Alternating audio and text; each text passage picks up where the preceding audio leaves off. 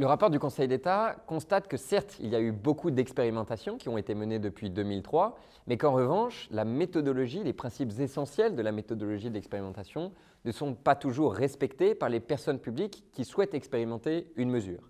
Ces malfaçons méthodologiques, si on peut les appeler ainsi, sont nombreuses. Par exemple, il n'y a pas de définition précise des objectifs poursuivis par la mesure que l'on souhaite tester. Les critères de réussite de l'expérimentation ne sont pas toujours fixés en amont de l'expérimentation, tout comme ses modalités d'évaluation. On constate aussi que parfois la construction de l'échantillon de population ou de territoire qui a vocation à tester la mesure que l'on envisage est assez mal élaborée.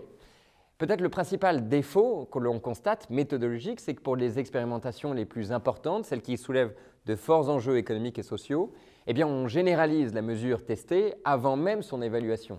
Alors que pourtant, cette phase d'évaluation est consubstantielle à la démarche expérimentale. Et il y en a beaucoup d'exemples qu'on pourrait citer.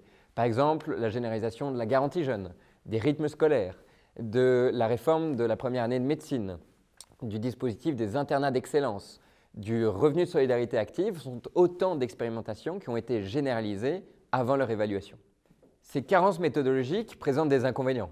Outre le coût financier inhérent à l'expérimentation, qui est engendré notamment par la mise en place d'un processus expérimental qui est souvent long, qui mobilise beaucoup de moyens, outre aussi l'instabilité temporaire du droit que crée le droit expérimental, le principal inconvénient d'une méthodologie qui serait fragile, c'est de ne pas garantir la fiabilité des résultats de l'expérimentation au risque de biaiser l'appréciation à la fois du décideur public, voire du débat public sur l'efficacité de la mesure que l'on souhaite tester.